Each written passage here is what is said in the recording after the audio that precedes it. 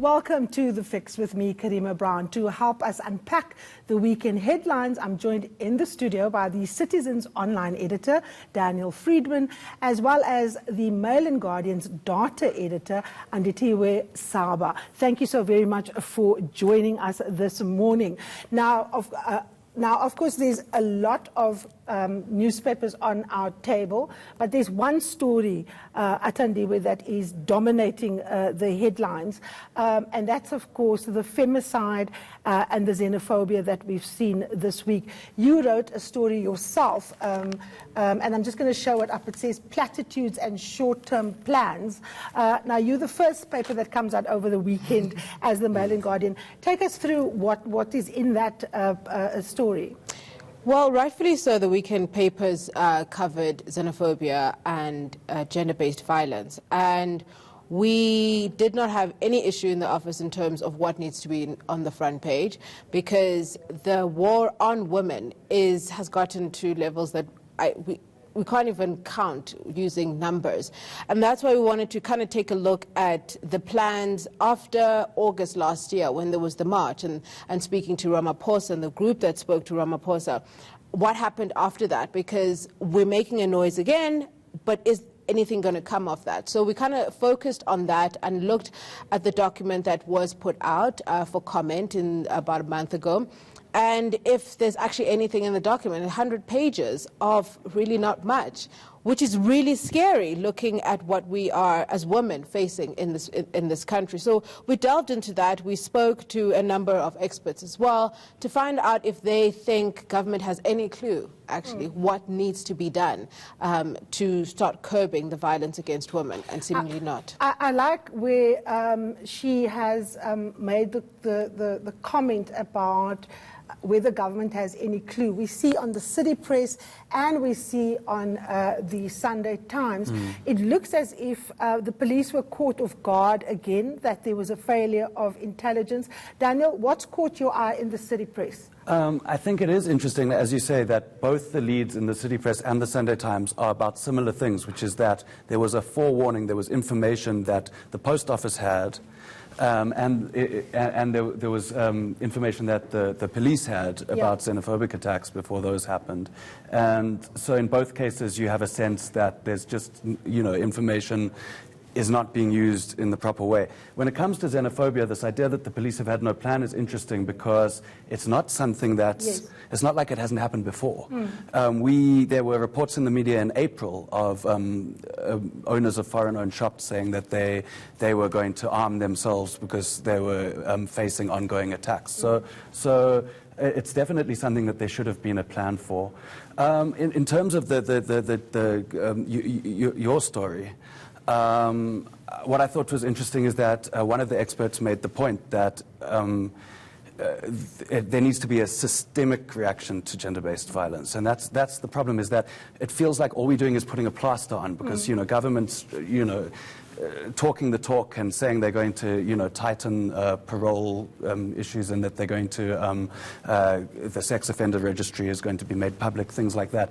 I don't think those are bad measures, but it does seem that it is a systemic issue, and I think it goes beyond government, because it also feels like we are all just putting a plaster on the issue. Because when this happens, we have marches and we wear black and whatever we do, and it's all necessary, but at the same time, does it really address the root cause, and how can we do that? Atandiwe, your headline in the Mail and Guardian says the plot behind the Zeno riots, and of course it has a double spread page inside. What fascinated me, of course, is that we can't look at these violence and put them in separate boxes. They are interlinked, aren't they? Of course they are. Of course they are. Because as Mr. Friedman was saying, is that there is a systemic problem in our society. Never mind going to a police station, never mind actually getting your case heard, never mind actually there being judgment and the perpetrator remaining behind bars. We need to start in our own houses, in our own homes, of actually you are racist, actually you are a rapist, actually you are abusive. And those are the things that we're not calling out in our own societies. Because if you walk down any street, walk down any street in most of the disadvantaged areas, most of the people there are xenophobic, and they don't even actually notice it. They don't even notice it. So a mother who's afraid that her child is going to go missing at school is the same mother who's going to be walking out and going into a shop and stealing from somebody who's not from a foreigner. So it's a systemic issue of why, as South Africans, as black people as well, why do we hate each other so much? What was there that we have not sorted out? Why are we a society of such deep violence about everything that we're not sorting out? And the only way seemingly government will hear people is if they are violent in terms of xenophobia.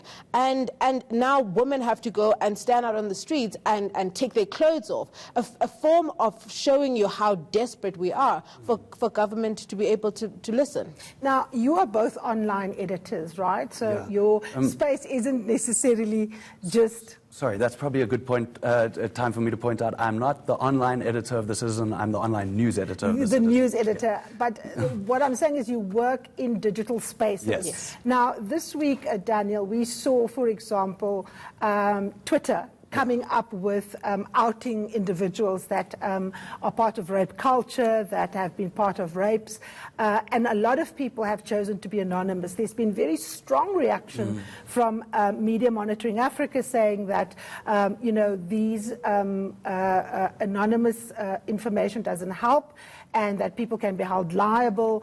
What is your view, and how do you deal with it when you're an editor, what it is that you post? For example, did you post that Twitter feed that came through on outing certain individuals? It's a tough one. It's a tough one because, and it's when it comes to both the gender-based violence and the xenophobic violence, there's a sense that social media can really, particularly with the xenophobic violence, there's a sense that social media has really spread a lot of misinformation and fueled the violence in a way. So you have a sense that when social media came up, there was this huge idea that it's going to change the way we report on events, and it has. But what we didn't reckon on is the fact that it's actually now playing a role. In places like India, you've had WhatsApp messages causing people to lose their lives, which have been, false information that's been circulating. And there's been the same kind of thing here. In terms of my own responsibility, whether to put in tweets, it is a very tough one because we do need to make sure that it's such a serious issue that all the information we're showing on it is verified. But as far as I know, the law says that for you to publish a tweet is legal, and it doesn't necessarily mean that you are co-signing or saying the same thing that the tweet says, but it is your responsibility as a journalist to indicate this is unverified Twitter information. This is what people are. I don't think you can't publish it, but I think it's your responsibility to just make sure people know where it's coming from. Atandiwe, how do you deal with that? Wow, it's a very difficult space, and I think as the media, we can play some very important role in terms of trying to verify some of the information, especially on the xenophobic side. There have been media outlets, including Mail and Guardian, which have stated that this particular thing happened 5 years ago. There was the man who was on fire and who was being burnt in the city centre, and some of the publications went out there to say no, that this happened at this particular time.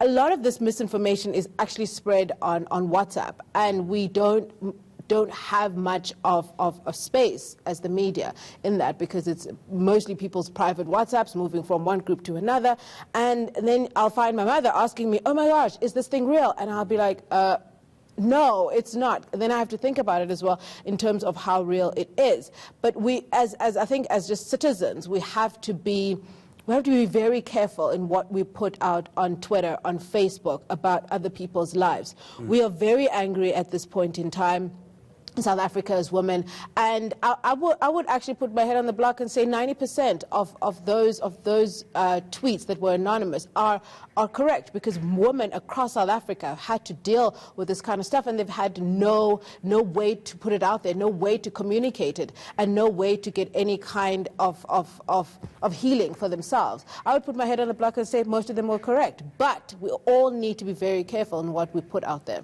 Absolutely. Thank you so very much there. Athandiwe and, of course, also Daniel, Mail and Guardian and Citizen. Thank you so very much. Well, you've had your fix for the week. See you next Sunday.